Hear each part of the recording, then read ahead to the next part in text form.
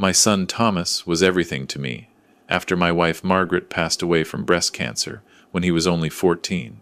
I raised him on my own, working double shifts at the engineering firm in Toronto to make sure he could attend the best schools. Watching him graduate from the University of Waterloo with honors in computer science was one of the proudest moments of my life. When he started his own artificial intelligence company at 28, I knew all those years of sacrifice had been worth it. Thomas married Rachel when he was 32, a wonderful woman who worked as a pediatric nurse at Sick Kids Hospital. They gave me 2 beautiful grandchildren, Emma and Jake. I'd never seen my son happier than when he was with his family. His company, North AI Solutions, was thriving in the Toronto tech corridor, developing machine learning software for healthcare diagnostics. By the time Thomas turned 37, the company was valued at $42 million.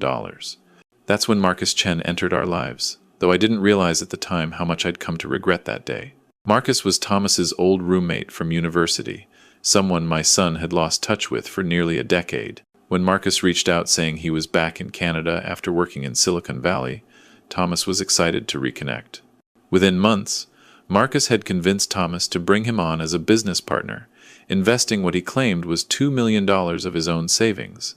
I remember the celebration dinner at Thomas's home in Rosedale, where Marcus charmed everyone with stories of his success in California. But I noticed things Thomas didn't.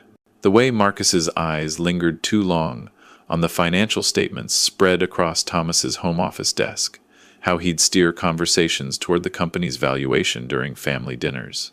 The subtle comments about Thomas working too hard, maybe needing to slow down. Rachel noticed too. She mentioned to me once, quietly, that something about Marcus made her uncomfortable, though she couldn't put her finger on what.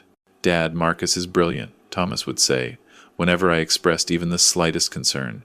"He's got connections throughout the valley. He's already opened doors I couldn't have opened on my own." I wanted to believe that. I wanted my son to have a partner he could trust, someone to share the burden of running a rapidly growing company.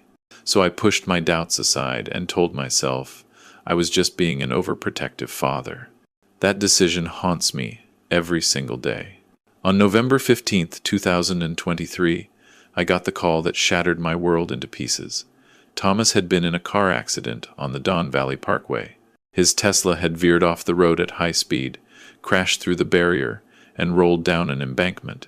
He died instantly. The police said it appeared to be a case of falling asleep at the wheel after working late at the office. But Thomas never fell asleep while driving. He was religious about pulling over if he felt even slightly drowsy. I knew my son. The funeral was unbearable.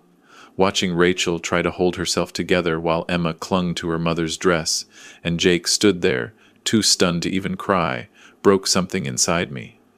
I stood beside that casket thinking about all the conversations we'd never have, all the moments Thomas would miss watching his children grow up. At 67 years old, I was burying my only child.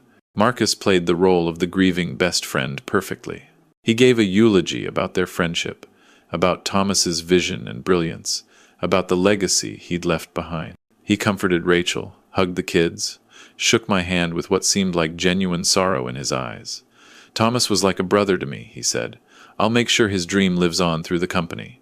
3 weeks later, Marcus showed up at my door in North York with 2 lawyers. "David, we need to talk about the company," he said, not bothering with pleasantries as he stepped into my living room without invitation. He was different now, the mask of grief completely gone. "Thomas and I had an agreement that you're probably not aware of." He handed me a folder. Inside was a document dated 6 months before Thomas's death, supposedly signed by my son, transferring 70% of the company's shares to Marcus. The agreement stated that in the event of Thomas's death, Marcus would assume full ownership, with a small payout to the estate. "That's impossible," I said, my hands trembling as I held the papers. "Thomas would never sign something like this.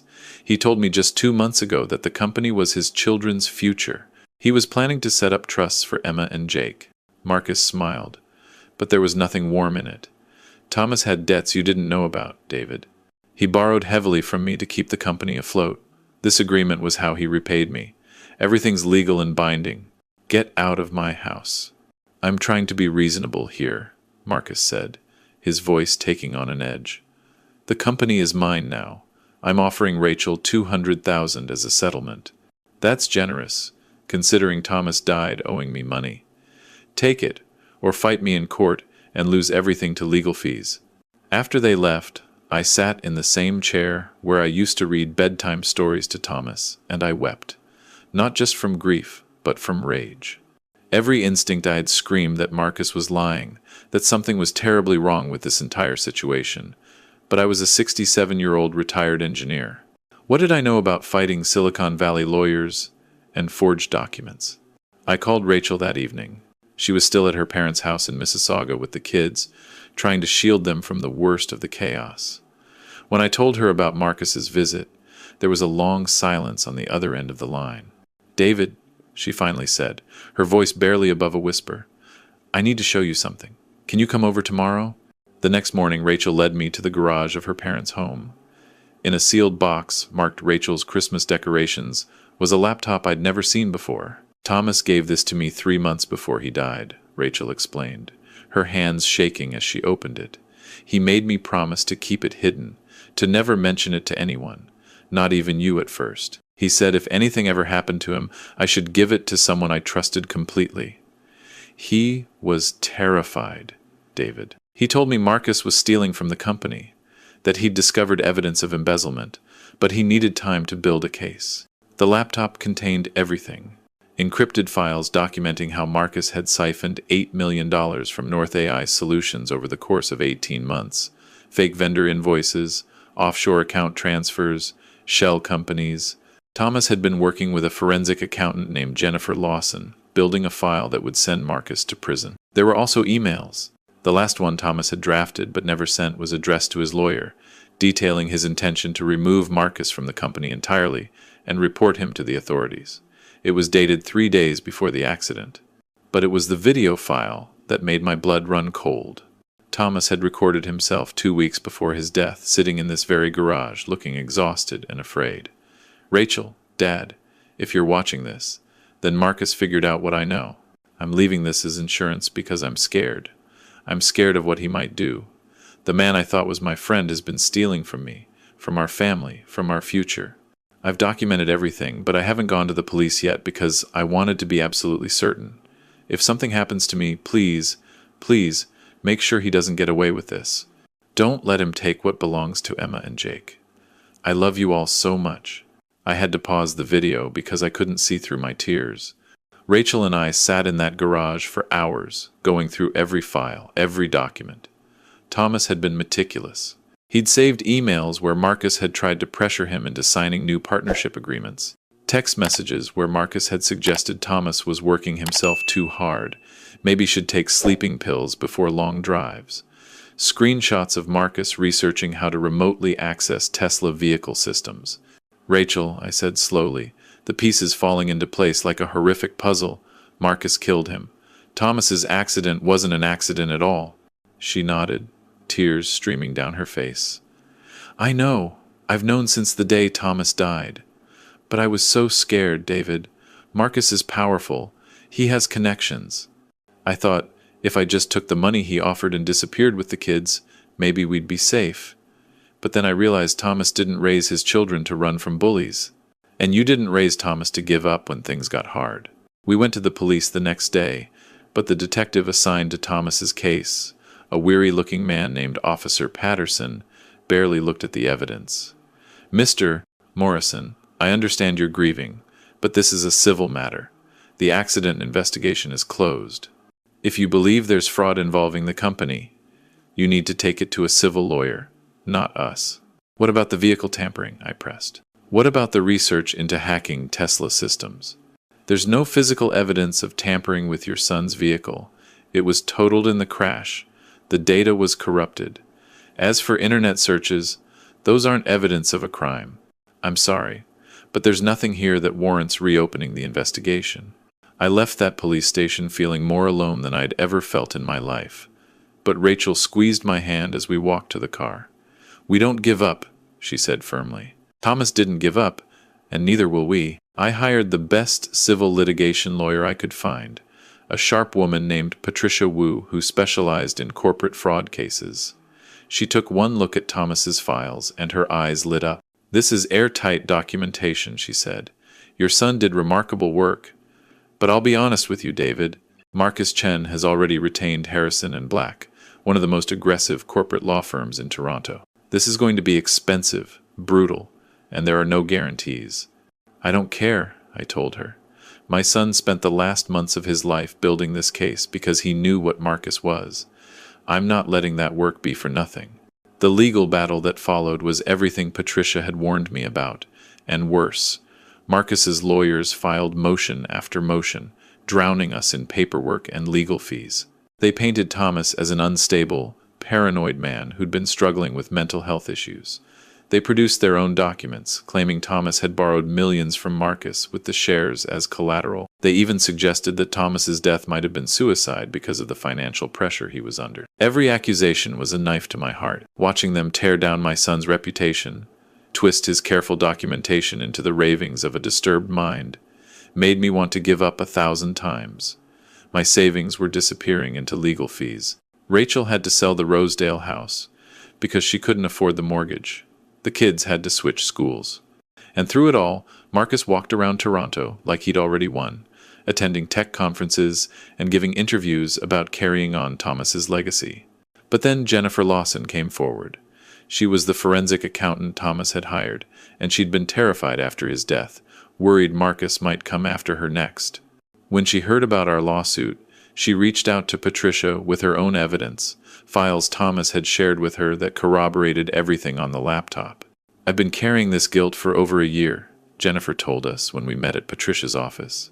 "Thomas trusted me, and when he died, I was too afraid to speak up, but I can't stay silent anymore.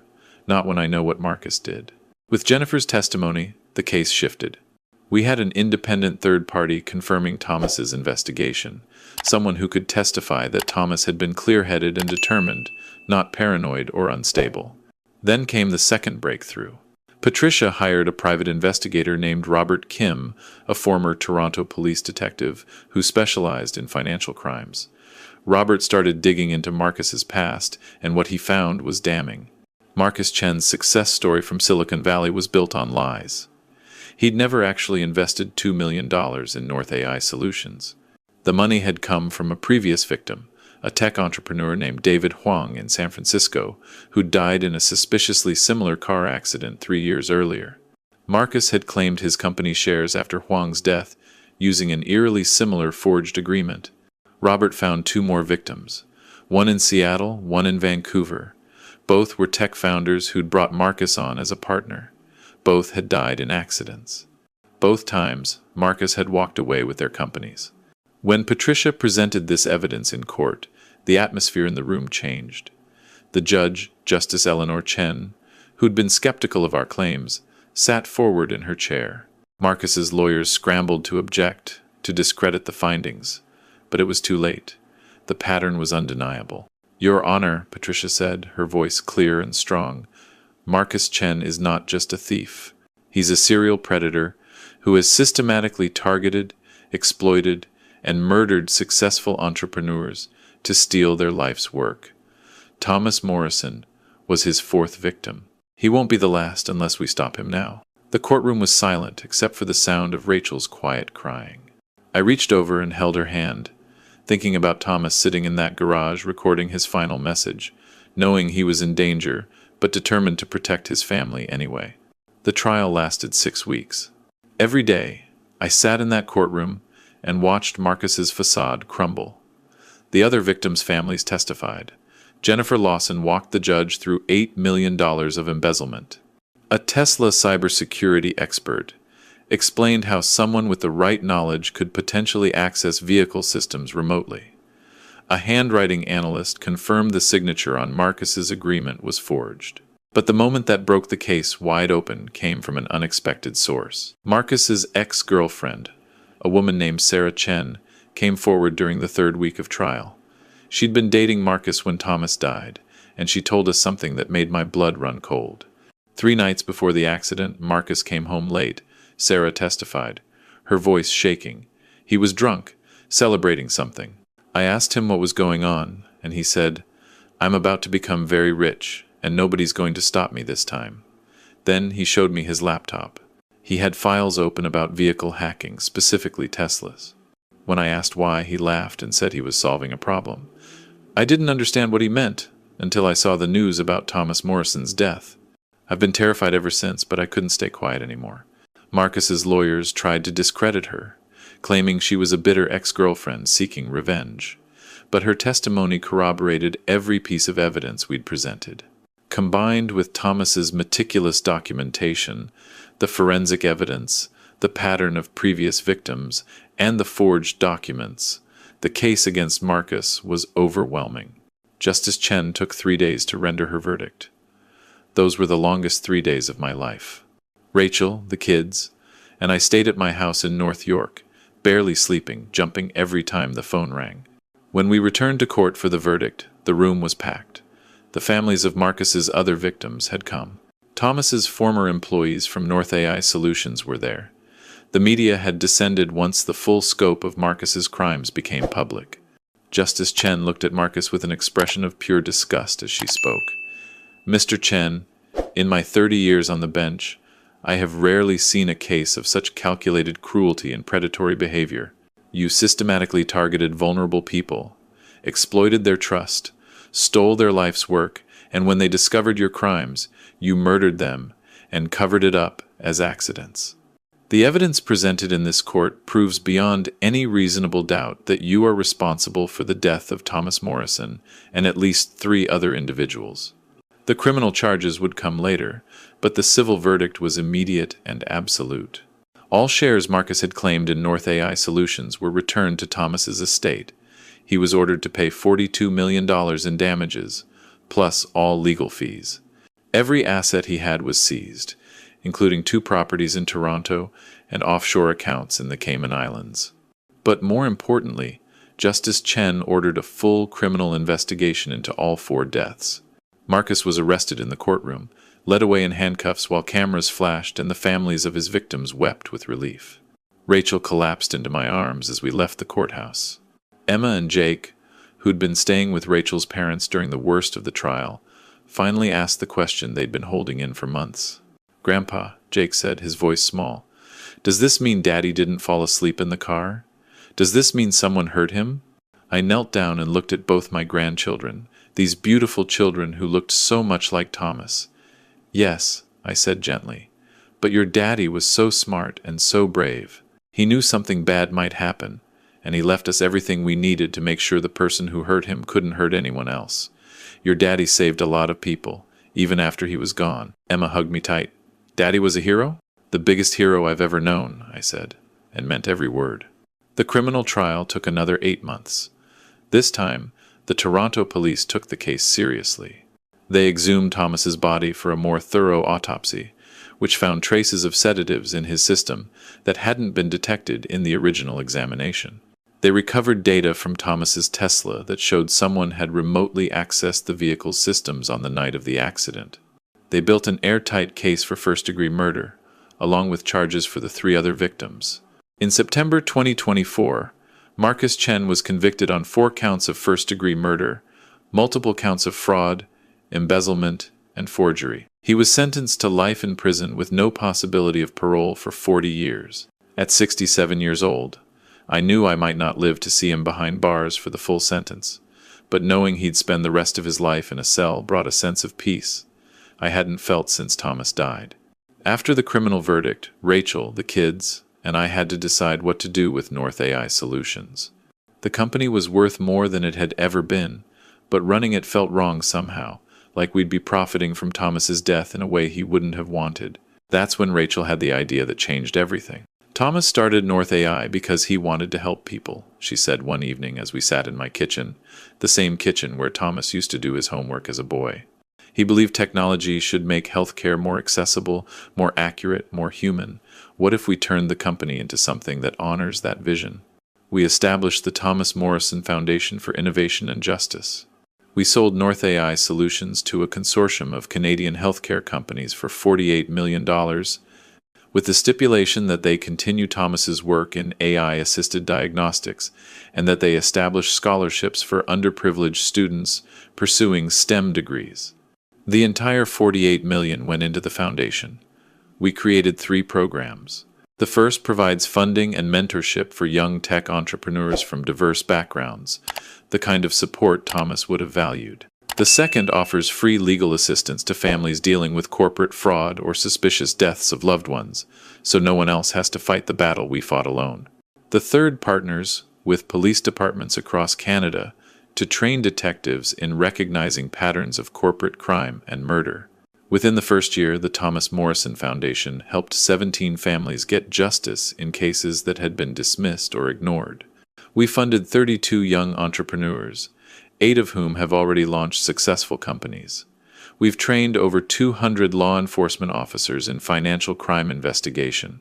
But the moment that made everything feel worthwhile came on a cold November morning, almost exactly 2 years after Thomas died. Rachel, the kids, and I were at the Foundation's Toronto office for the announcement of our newest initiative, a program to help families of vehicular homicide victims investigate potential foul play. A woman approached us after the press conference, tears streaming down her face. Her name was Jennifer Huang, David Huang's widow, one of Marcus's earlier victims from San Francisco. "For 3 years," she said, "I've been told my husband's death was an accident, that I was paranoid for thinking otherwise. Your foundation helped me reopen the investigation. They found evidence. Marcus is facing new charges in California for David's murder. My kids are finally going to know the truth about what happened to their father. You gave us justice. You gave us closure." Rachel hugged her while Emma and Jake looked on, starting to understand the full weight of what their father's sacrifice had meant. Not just for us, but for dozens of other families, for hundreds of future entrepreneurs, for a justice system that had failed to see the pattern until it was almost too late. I'm 69 years old now. The years since Thomas's death have aged me in ways that have nothing to do with time. But when I visit the Foundation's office, when I see his photo on the wall surrounded by the faces of all the people we've helped, when I read the letters from families thanking us for believing them when no one else would, I feel my son's presence. Thomas didn't just leave us money. He left us a mission, a purpose, proof that even in death, love and truth are more powerful than greed and deception.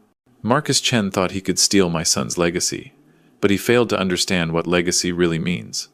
It's not about bank accounts or company valuations. It's about the lives you touch, the changes you make, the hope you give to people who've lost everything. Last week, Jake asked me if I thought his dad would be proud of what we've done with the foundation. The boy is 13 now, already showing signs of his father's brilliant mind and kind heart. "Your dad is beyond proud," I told him. "Everything we've done, we did because of what he taught us." That's what it means to be a Morrison. We don't give up, we don't let bullies win, and we protect the people who can't protect themselves. Emma, now 11, has started volunteering at the Foundation on weekends, helping organize files and greeting families who come seeking help. She wants to be a lawyer someday, she says, like Miss Wu. Rachel has gone back to school, studying forensic accounting so she can help other families navigate the complex financial crimes that nearly destroyed us. As for me, I spend my days at the Foundation, meeting with families, connecting them with resources, making sure no one has to face the kind of isolation and disbelief we encountered. Every person we help, every case we crack open, every predator we help put behind bars, feels like a conversation with Thomas, like he's still here, still fighting, still protecting people. Last month, I received a letter from Marcus Chen. He's in a maximum security prison in Kingston, and somehow he'd gotten my address. The letter was full of self-pity, claiming he never meant for anyone to die, that things had gotten out of control, that if I had any decency, I'd help him appeal his sentence. I burned the letter without finishing it, because Marcus still doesn't understand. He thinks this was about money, about winning or losing a legal battle, but it was never about that. It was about a father refusing to let his son's murder be swept aside. It was about a wife honoring her husband's final wish. It was about 2 children learning that justice might be slow, but it's always worth fighting for. Thomas Morrison died at 38 years old, murdered by a man he'd trusted, stolen from by someone he'd called a friend. But his story didn't end that November night on the Don Valley Parkway. It continued in every family we've helped, every entrepreneur we've funded, every detective we've trained to see what others miss. They say the best revenge is living well. I say the best justice is making sure your loved one's death means something, that it protects others, that it changes the system that failed them. Marcus Chen thought he'd won when Thomas died. He didn't realize he'd just guaranteed his own downfall, because Thomas Morrison had raised his children to never give up, had married a woman who was braver than she knew, and had a father who would move heaven and earth to honor his memory. To anyone watching this who's been told to let go, to move on, to accept that justice isn't always possible, don't believe them. Document everything. Trust your instincts. Find people who believe you. Fight like hell. Because the Marcus Chens of the world count on you being too tired, too scared, too overwhelmed to fight back. But they mess with the wrong people. And those wrong people, we don't forget. We don't forgive, and we never, ever stop fighting. That's what it means to be a Morrison. That's what it means to love someone enough to carry on when they can't. That's what it means to turn tragedy into triumph, grief into purpose, loss into legacy. My son Thomas is gone, but his voice echoes in every life we save, every family we help, every predator we stop. Marcus Chen took his life, but he couldn't take his legacy. That belongs to Emma and Jake, to Rachel, to me, and to every single person who refuses to let evil win. And in the end, that's the only justice that really matters.